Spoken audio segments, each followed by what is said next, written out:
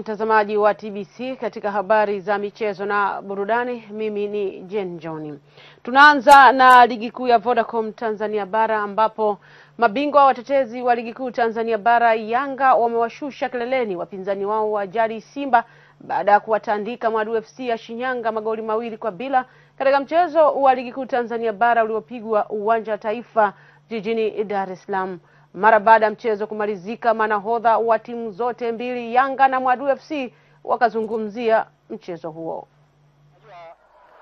Kila mmoja kaja hapa kajiandaa kushinda. Na sio kwamba tumeshinda kuhimili mikiki. Wenzetu wamepata chance wamesitumia. Na ndio mchezo. Yeye ndio mwalimu na ndio anaona udhaifu kwa wapi. Kwa hivyo yani hapa sikulomiwa, yeye ndio anajua na yeye ndio mwenye timu. Na respect Mwadu ni timu nzuri, alafu wamecheza vizuri sana first half. Tumetengeneza nafasi, hatujaweza kuscore, lakini nimewapongeza defense yao, walicheza vizuri sana.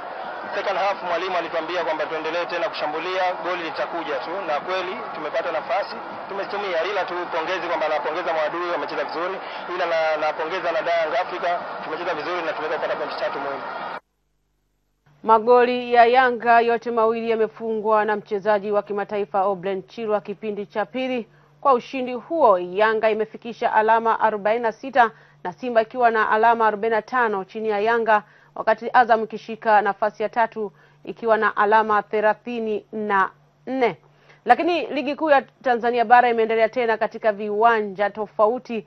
Kule Mtwara katika uwanja wa Nangwanda sijaona Majimaji FC imebuka na ushindi baada ya kuitandika timu ya Ndanda FC bao 1-0, mchezo kupigwa katika dimba hilo la Nangwanda sijaona.